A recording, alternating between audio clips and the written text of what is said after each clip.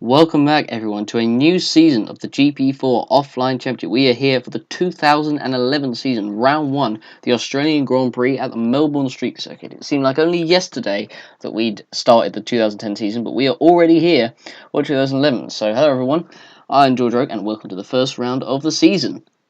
So some news before we start this race, some news that actually I forgot to mention in the last race, 2010 in Brazil, was that Waze Kuba had decided to change his nationality from Belgian to Congolese, the original country of his birth.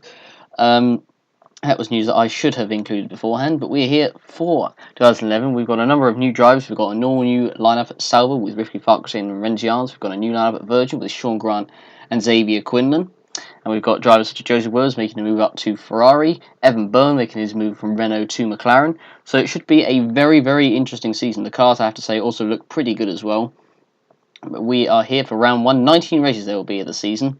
But here is the grid. So it's Florian Volger taking pole position with James Williams in second. Third is Nicolas Gal with Joseph Williams in fourth for Ferrari.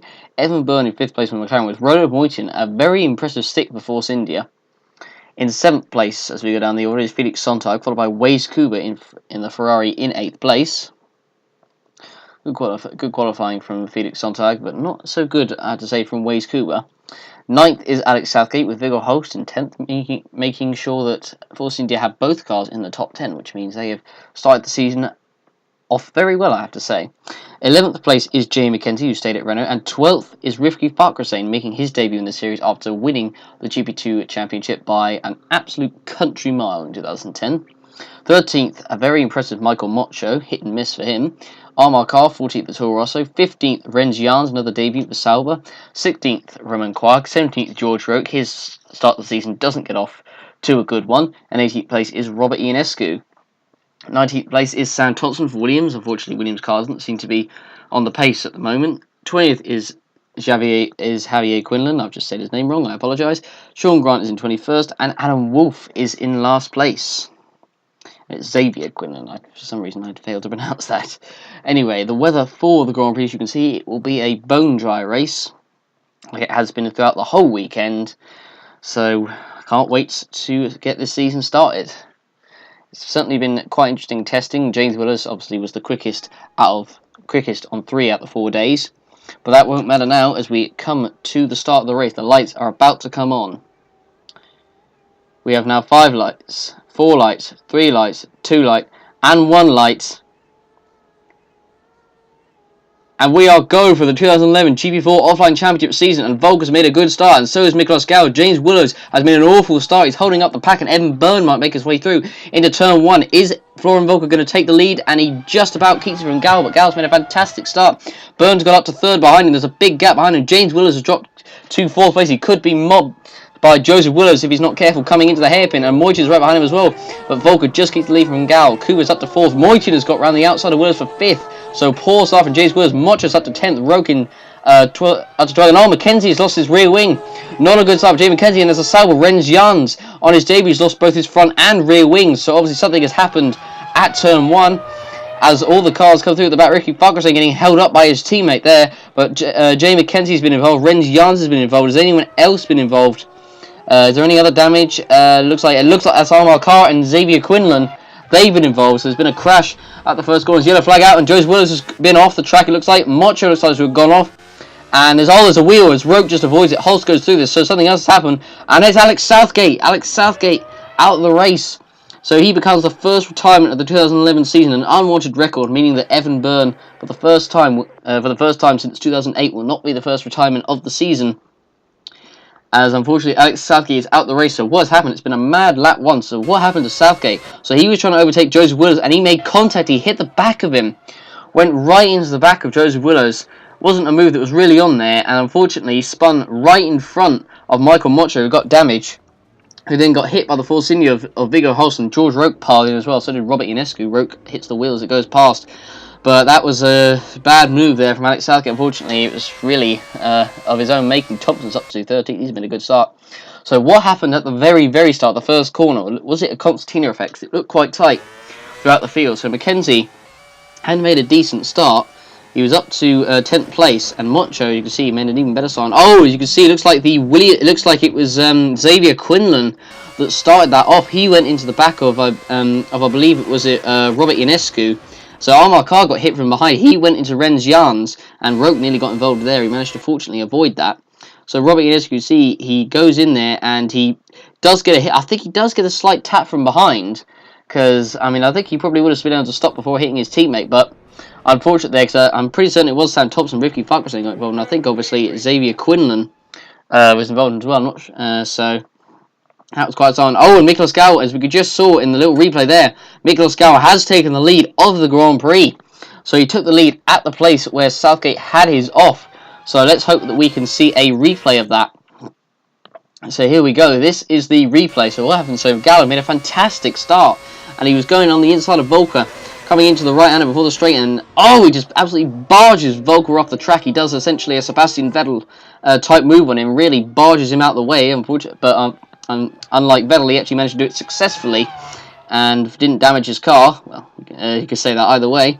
But Evan Byrne battling with Waze Kuba and Roller Moichin behind as well. Moichin made a great start, and Kuba is, but Evan Byrne could be overtaken by Kuba if he's not careful coming into turn 1. The Congolese driver right now, I have to remember to call him, obviously he's not Belgian, as he's changed his nationality before, well, at the end of last season. And oh, there's an engine failure, and Michael Mocho is out of the race. He becomes the second retirement of the Grand Prix. I mean, I don't really know what to say, but unfortunately reliability once again haunts the Lotus car, and he's going to pull up to the side of the track. Look, his engine has had a complete blowout. We've only been 5 laps, so he is going to retire the car as he goes into the wall and pulls his car off the circuit. How unfortunate for Mocho. He had such a great qualifying as well, qualified 13th.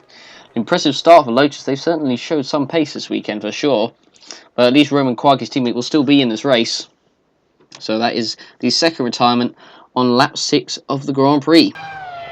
Now here we go. We are looking at the front. We are looking at Miklos Gal, who's got a 1.6 second lead over Volker in second, and contact, and Moichin's gone off, and so has Kuba, and Moichin has thrown away a great chance of some points here today, and Kuba, he's gone off and he's gone into the wall. He's obviously had a damaged car from the hit from Moichin, but oh dear, I mean, what was Roland Moichin thinking there? He had such a good qualifying. He just needed to buy his time, and once again did the same thing that Southgate did on Joseph Willows, and unfortunately for that, Moichin has unfortunately dropped right to the back of the field.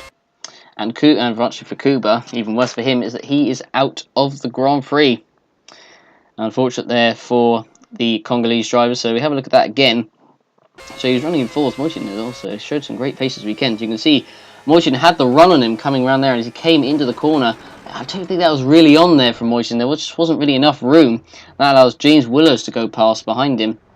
So that was unfortunate there for Kuba. Unfortunately, he just went straight into the wall. Obviously, he had damage on the car already from that crash with Moichin, which meant unfortunately he didn't have any steering in it or any control in the car. Jamie McKenzie goes around the 16th, recovering. Ren Jiant in the 17th place, trying to recover. There's Amar Khan. Whereas Gal still got a fairly comfortable lead.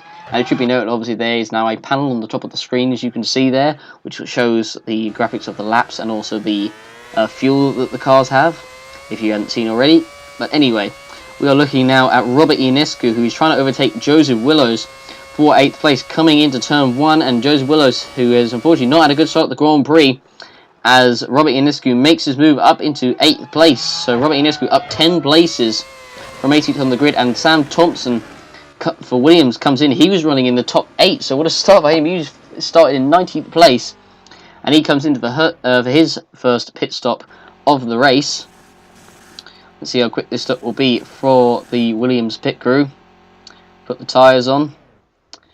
And it's a 6.9 second stop. Pretty quick there from Williams, so well done, like in real life as well. Williams usually have the quickest stops at the moment. So Sam Thompson will come out, it looks like, in 13th place, unless anyone else goes past it before the first corner. But it doesn't, and Thompson will stay in 13th. There's Sean Grant in the background, as here we are looking at Jamie McKenzie, who's defending from Ren's Jans, the Latvian driver, making his debut for Sauber after winning the DTM Championship, the third tier of the OC, as Ren Jans is going to be right behind McKenzie coming into turn 1. He's got the slipstream, or possibly the DRS, coming into the first corner, and he makes the move stick pretty comfortably as McKenzie locked up a bit there coming into the first corner, but no damage done. Renz makes the move, and Mackenzie drops another place. Sadly, hasn't been his race so far. As now Robert Ionescu for Toro Rosso makes his way for his first stop of the race. So it looks like probably for Thompson and Ionescu they're going to make 3-stop strategies, because I doubt that they'll be able to last their tyres that much through the race. So Ionescu comes out an 8.6 second stop. So where will he come out on track? Will he come out in 12th place, or will he come out any lower than that? The answer is he'll come out in 13th. He just comes out behind Sam Thompson. And here we are on board with Jamie Mackenzie, who is right behind Sean Grant, the Irishman, in the Virgin, as well as Mudgeon, you can see on the bottom of your screen, is in the pits. But Mackenzie should make easy meet of Grant coming up the straight, and he does, and Grant goes very slowly coming up the final corner, and he makes the move sticks, and Grant just didn't seem to defend at all. He just seemed to back off there, as all cars coming out the pits, and all James Willis has been held up by this by Armagh Car coming out the pits, and that's allowed George Roke in the Renault to close up on him. So Roke's had a fantastic race. It's gone quite unnoticed. We haven't seen how Roke's managed to gain so many places, but he's managed to avoid all the carnage really, as Willis is trying to lap the sister Toro Rosso of Armagh Car, not making it very easy, as Roke has to go swap to the outside. That'll lose him some time trying to catch up to James up in front. So as Willis comes through, now we're on board with Renz Jans, who is right behind Robert Ionescu. So this will not do good for Ionescu if he wants to get the point. He needs to stay ahead of Renz Jans, because otherwise we don't know exactly what strategy Jans will be on, since he had to pit after getting involved in that first lap collision. Renz Jans is now on the inside of Ionescu, coming into turn 1, and is he going to make the move stick? And yes, he does. That moves him up into 11th place, and Ionescu down to 12th. That's not what he would have needed. Ionescu with his Romanian-themed helmet, of course, as he is from that country. As now George Roke, the English driver, comes into the pits for his first stop of the Grand Prix. Now Roke, who switched to Renault, it was some people saw it as, I suppose, a little bit controversial, considering how bad his season was last season at Force India, only managing 2 6th place finishes all season and suffering generally the worst bad luck of most of the other drivers on the grid. Some people saw it as that he had more money than any other driver, although there weren't that many drivers that actually went for the Renault seat. But for many people, people thought it would be a bit of a dodgy decision considering how the season went. But anyway, Miklos Gau, the leader of the race, comes into the pits for the first time. So McLaren didn't look particularly brilliant in testing. I mean, Evan Byrne obviously spun his car into the gravel after just 4 minutes on the first day of pre-season testing. Red Bull have looked utterly dominant so far this weekend, and also in testing, obviously, with James Willis topping 3 of the 4 days. So Miklos Gau, 10.6 second stop, bit of a slow one there from McLaren, not exactly very quick, although they're not necessarily known for their quick stops though. And now Gau just comes out in front. I think that was a Felix Sontag, who now comes into the pits. Let's see how quick this stop will be for the Mercedes crew. Sontag, who had a good season last year with Mercedes, but he did get beaten by his teammate Alex Southgate in the championship, despite him beating him for most of the season. It was simply because Alex Southgate won the Korean Grand Prix and then got a second in the next race in Japan, which pretty much helped him get ahead of Felix by, I believe it was 1 point only in the championship, so it was a very, very close in the end. So Sontag comes out at 10.8 second stop, not exactly the quickest for Mercedes, but where will he come out? He will come out, looks like, in 11th place. He comes out, and there's a Williams gone off, coming into the hairpin, coming into turn 4, and that was Adam Wolf, and now he's allowed Sean Grant to close up on him. So what happened here to Adam Wolf? He locked up coming into turn 4, and he just went wide. The car just understeered off the track. Not a great car, the Williams, unfortunately, this season. Unfortunately, last in qualifying was Adam Wolf, last on the grid. But he's done well so far. He managed to gain himself 10th position, but he could lose one to Sean Grant in a minute if he's not careful. Evan Byrne currently in 2nd place as they go around turn 1. Oh, there was a car off in front, I believe, as Evan Byrne's now trying to lap the Force India. Is that Florian Volker in front? I think it is. As they lap, I believe that is the Renault of Jamie Mackenzie, and Evan Byrne makes his move past Mackenzie. Oh, and he's made an absolute unbelievable dive bomb past Florian Volker, and he's taken the lead of the race. Unbelievable from Evan Byrne. So Florian Volker, who was comfortably out in front, and he nearly got. Did Volker get overtaken by the Force India? Well, he nearly did. He tried to overtake him there. So Evan Byrne has taken the lead of the race. So how has this happened? So Volker was running in first place, coming across the line, and that the Force India of Moichin came out the pits, and Mackenzie had to go on the grass to avoid hitting him, and then he just came on the track right in front, right in the path of Volker, who had nowhere to go, and then that allowed Evan Byrne to close up, and Volker locked up a bit coming into the corner, but Evan Byrne got past two cars and absolutely dive bomb. Already a chance for overtake of the season, already a choice for overtake of the season, I should say. But Evan Byrne leads the Grand Prix. I don't know if that will have, we'll see if that has a major implication on the results come the end, as now here we are on board with, I believe this is Rens Jans, who's trying to get past Robert Ionescu again. Can't seem to get rid of him, can Ionescu, and Rens Jans moves up to 14th place. Robert Ionescu, who I don't believe has actually made yet another stop yet, as far as I know. But anyway, Evan Byrne now comes in for his first stop of the race. So let's see how quick this stop will be for McLaren. So it seems that the two-stop strategy, a two or a one-stop, seem to be the strategies that most teams are going with. Doesn't look like the three stoppers doesn't look like for the three stoppers that it's going to work very well. But we will see. Let's see how quick this stop will be for Evan Byrne.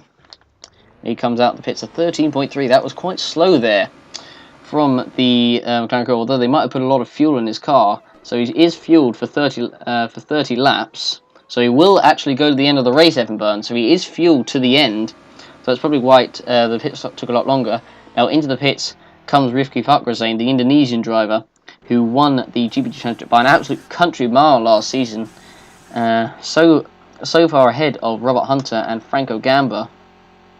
So let's see where will he come out to pits. And many people have been saying that if he doesn't do well this season, it will be unfortunately the GP2 system will have failed, according to most critics, or to certain critics of the system.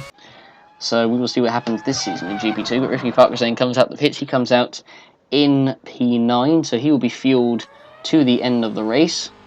Now into the pits comes Romain Quag, who appears to have been in the points, actually. We haven't seen anything at all from him, but he seems to have got himself into the points at the moment. But we'll see if he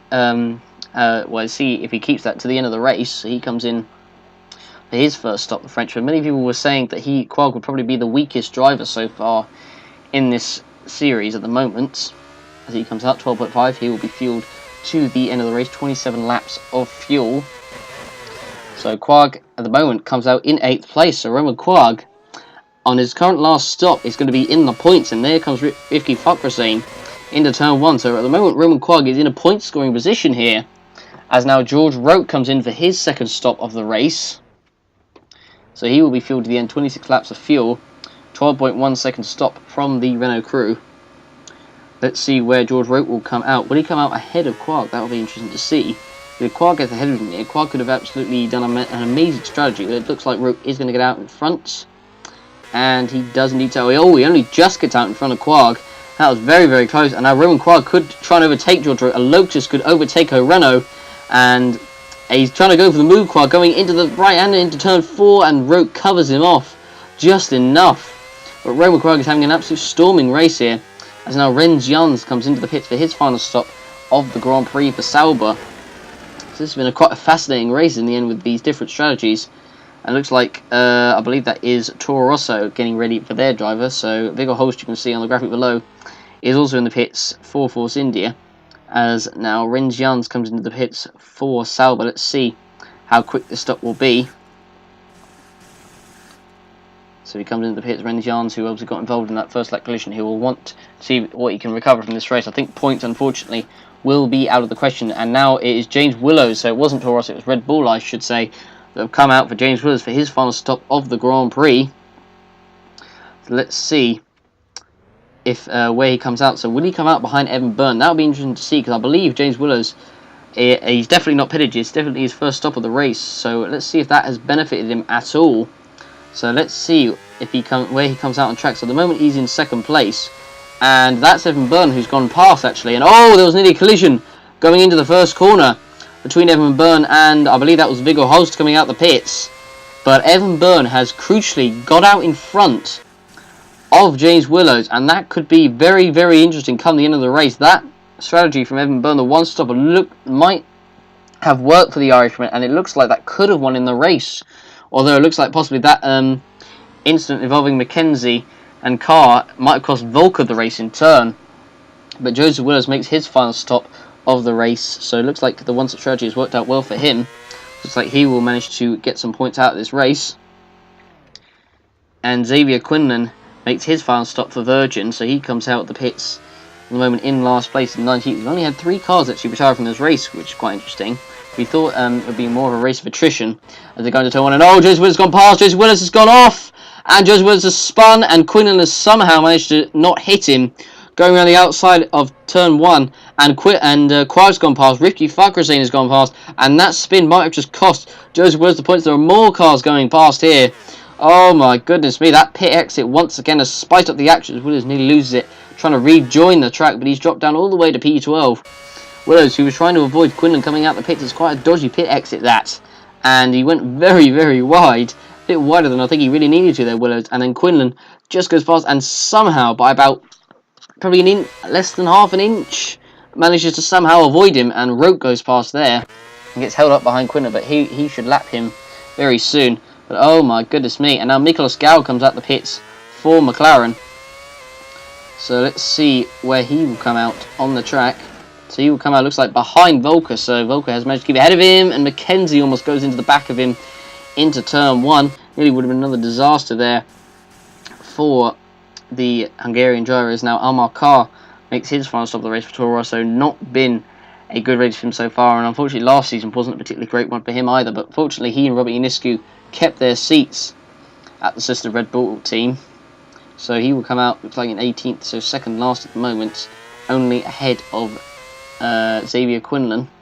As now Felix Sontag comes in for his final stop of the race on lap 44 of 58. As I said, only 3 cars at the moment have actually retired from this Grand Prix, which is quite interesting. I thought there would be certainly more car failures, and well, there has been quite a few accidents, but not taking many drivers out, aside from obviously Kuba and Southgate at the beginning. So Felix Sontag comes out in 7th place. Oh, actually no, he's going to come out in 8th place. So he's going to come out ahead of Robert Ionescu, and it looks like he is, and he does come out ahead of Robert Ionescu. So at the moment, Felix Sontag is going to grab a point for Mercedes, and unfortunately Joseph Willows, thanks to that spin, looks to have missed out on points unless he can close up the Sontag, but Sontag will have much fresher tyres than Willows, so that will be interesting to see coming in the race. Robert Ionescu makes his final stop. He's done the 3-stopper, unfortunately not worked out in his favour today. Unfortunately, the 3-stop was also for Thompson as well. That's not worked out very well for him either, but Renz Jans has actually recovered to 10th place, so it's not a bad recovery from him. And now James Willis is the fastest lap of the race, and oh, there's a car, and that's Sean Grant for Virgin. Sean Grant is out of the race, unfortunately. He was having a decent race, the Irishman, in his first race in the top tier, and unfortunately his car has given up on him before the end, and a water leak is what has put the Irishman out the race. He was running in 17th, so he was beating his teammate Xavier Quinlan. So let's see when the problem started. So he was coming through the right-hander off the back straight, and it seemed to be going okay, and you can see the water leak just turns in there, and unfortunately it looks like before the pits it becomes too terminal, because at the moment there's no smoke, but I imagine probably just before the final corner I imagine there is smoke that comes out the car. So he comes around the penultimate couple of corners, comes around turn 13, and well, I mean, he could have gone to the pits then. I mean, he could have gone to the pits to repair the car there, but unfortunately, just as he came around turn 1 is when, unfortunately, the car let go on him. But I think Grant could have gone into the pits, but obviously the problem was too terminal. So he had to retire the car as he came round the turn 4, turn 5 and turn 6, and then coming into turn 7.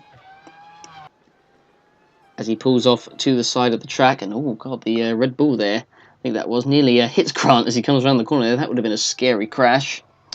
But Grant pulls his car off to the side of the track, and he retires from the Grand Prix. So we are now on the final lap of the race, and Evan Byrne is leading the Grand Prix. No one really expected this, but that incident with Volker and Mackenzie certainly helped Byrne to win that overtake, pretty much won in the Grand Prix. But that wasn't just that overtake, it was the one-stop strategy that worked out for him today, and for anyone else doing the one-stop strategy, it worked out handsomely well for them. But for Evan Byrne especially, it worked out well for him. Many were questioning whether Evan Byrne will be able to hack it at McLaren for this season, but he's certainly shown it at the moment, unless he has any issues or makes a mistake before the end. Let's hope commentator's curse doesn't come back to haunt me there, as there's a Virgin just up in front of him. Evan Byrne comes down the back straight. I bet he was probably expecting this. I mean, pre-season was a bit of a mixed bag for him. Did show some encouraging signs of pace, but Red Bull were the ones that stole the show, really. And Evan Byrne did struggle a little bit. He wasn't necessarily on his form. As I said, he did start off with spinning after just 4 minutes in practice. But that has gone out of the window now, as Evan Byrne is about to come round the penultimate corner. He comes into turn 13. And now Evan Byrne is coming around the final corner into turn 14. Evan Byrne, he came from Renault. He won a race last season. And Evan Byrne wins the first race of the 2011 GP4 Offline Championship. Congratulations to him. And he puts a real marker down for the championship as James Willows comes across the line in second. Robert Ionescu is going to come across the line in 11th place. Unfortunately, the three-stop strategy, I should say, didn't work out for him. Roland Moyton comes home in 12th. Sam Thompson, unfortunately, the three-stop strategy for him didn't work either. Comes home in 13th. Volker comes home in 3rd, and Miklos Gau in 4th. Volker probably will feel that he is robbed today. Alan Wolf comes home in 14th. Viggo Holst comes home in 15th. And Jay McKenzie comes home in 16th place. And George Roque is set to come home in 5th place. Paul Renault, so he would have already bettered his best result from last season, which was the 6th place in Canada and Malaysia. So well done to Roque. His fortunes have finally seemed to have changed, but let's hope that continues for the future as well. So George Roque comes home and takes his best result since 2009 as he comes home and takes 5th place, so well done to him. Omar Carr is set to come home in 17th place. Unfortunately, not the race that he would have wanted, getting hit, unfortunately, by his own teammate at the first corner, which unfortunately stuffed his race up. So he comes across the line in 17th place, and it looks like, is that Roman Quag? I believe it is, and Roman Quag is going to take points for Lotus in 6th place. Rifki Fakhrizadeh comes home and takes points on his debut in 7th. Felix Sontag comes home in 8th, just ahead of Joseph Willis in 9th. So what a race from Roman Quag. He went right under the radar, but well done to him. The Frenchman takes his first points of the season for himself and, of course, Lotus, which would be good in the battle between them and Virgin in the championship as Quinlan comes home in 18th place. But there is your winner of the race, Evan Byrne. Here are the full race results. So Evan Byrne wins with James Willis 2nd, Lauren Volker 3rd, Miklos Gau 4th, George Roque 5th, Roman Quag 6th, Rifki Fakhrizadeh 7th, Felix Sontag 8th, Joseph Willis 9th, Rens Jans 10th, with the following drivers all a lap down: Robert Ionescu, Roland Moyton, Sam Thompson, Alan Wolf, Viggo Holst, Jay McKenzie, Omar Carr, and Xavier Quinlan. Sean Grant obviously was still classified despite being 6 laps down, obviously with the water leak. Kuba, Mocho and Southgate obviously retired from this race. Kuba getting involved with Moyton, Southgate getting hit by Mocho, and of course Mocho suffering an engine failure. So James Willis at the fastest lap with Burns 2nd, Rens Jans 3rd, Gau 4th, Volker 5th, Roque 6th, Ionescu 7th, Moyton 8th, Holst 9th, Thompson 10th, Joseph Willis 11th, McKenzie 12th, Sontag, Fakhrizadeh, Quag, Carr, Wolf, Quinlan, Mocho, Kuba, Sean Grant, and of course Alex Southgate, who retired on the first lap. So now we will go to the point standings and the constructor standings after the first round. So here are the point standings. So Evan Byrne top, obviously ahead of James Willows, Florian Volker, Miklos Gau, George Roque, Roman Quag, Rifki Fakhrizadeh, and Felix Sontag, with the following drivers at the moment on 0 points: Joseph Willis, Rens Jans, Robert Ionescu, Roland Moyton, Sam Thompson, Adam Wolf, Viggo Holst, Jay McKenzie, Omar Carr, Xavier Quinlan, Sean Grant, Wade Cooper, Michael Montreal, Alex Southgate. And the constructors, McLaren lead by a single point ahead of Red Bull with 14, Renault 10 points behind in 3rd, Lotus 4th with 3, Sauber 5th with 2, Mercedes with 1 point, with Ferrari, Toro Rosso, Force India, Williams and Virgin with no points. Well, that has been the first race of the 2011 season. I hope you guys enjoyed it. Don't forget to vote for your driver of the day and give the race a rating out of 10. So thank you very much for watching, and we will see you for the next round of the season, the Malaysian Grand Prix at the Sepang International Circuit. Thanks for watching, and we will see you there.